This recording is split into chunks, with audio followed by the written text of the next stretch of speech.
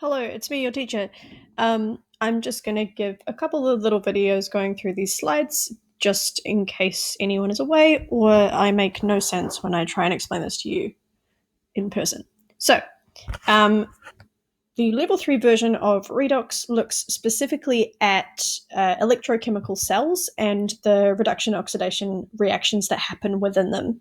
So, an electrochemical cell is a device which either generates or makes electricity from a chemical reaction that's happening inside it, which is what a battery does, or it uses electricity in order to force a reaction to occur that otherwise would not.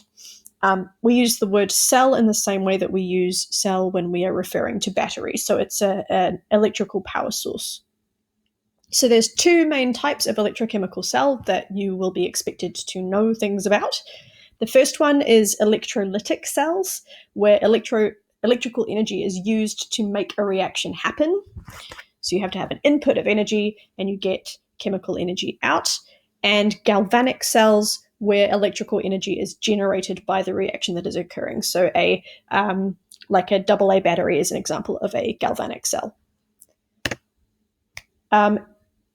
Each type of cell, electrolytic and galvanic, both have metal sticks inside that are called electrodes that connect the circuit to the liquid in the containers. So they sit inside the liquid in the containers and allow the electrons to flow between or inside the solutions.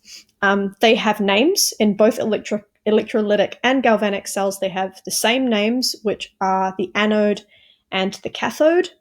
And in both types of cell, reduction will always occur at the cathode, or red cat, to help you remember, and oxidation will always occur at the anode, anox. So red cat and anox is a useful way to remember which way around it goes. So red cat, reduction occurs at the cathode, and anox, oxidation occurs at the anode. There is something that does switch around between the two of them, but this will always stay the same. So red cat and anox is the same for both types of cell.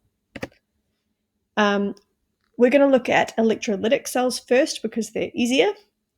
So electrolytic cells will convert electrical energy into chemical energy, which means that redox reaction is driven by the input of electricity. We consider this a non-spontaneous reaction. And again, we're chemists, we don't use words in different ways to what they mean in actual English because we're lazy. So it's the same as being spontaneous in real life. You do something kind of without warning and without much sort of drive.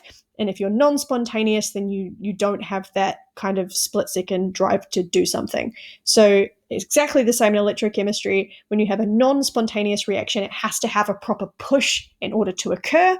And that push comes in the form of electrical energy. So hopefully the copper sulfate experiment that we did this morning worked and was a good example of this. We connected that to a battery and the reaction occurred.